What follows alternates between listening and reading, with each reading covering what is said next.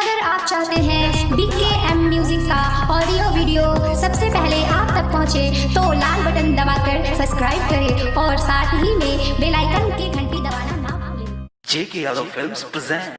देख भैया, छठ के त्योहार एगो ऐसा त्योहार होला कि हर घर में होला, लेकिन एगो ऐसा भी घर होला कि जहाँ छठी मैया तब पूजा ली लेकिन वो घर में खुशियाँ न होला। ताई भजन के माध्यम से सुनी जाए।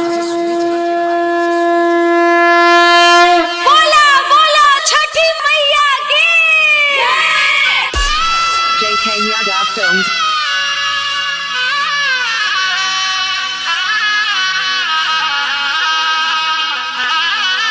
Singing by Bansidhar Chaudhary. साले साले पूजा के लिया साजा के सपना है, रोवे छै नयना।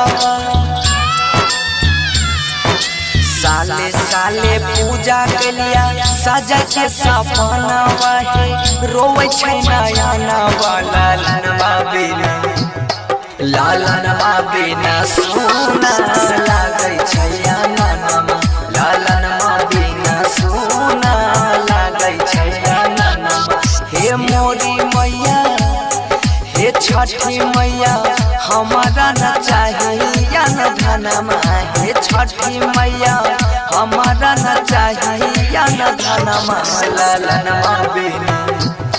लालनवा बिना सोना लागे छै ननमा, लालनवा बिना सोना लागे छै Nanma.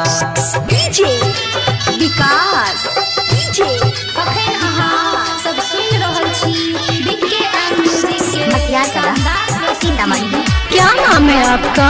DJ Brahmdev Hisar Chowk. Singing by Bansidhar Chaudhary. बेटिया बछिया फेरी दाना गरिया, भेलै कबहन कसूर है। मन सब पुराई दा हमर हे छठी मैया, सुपवा चढ़ई बाजरू त कहिया मैया पुरतई मोरा या गमना माता।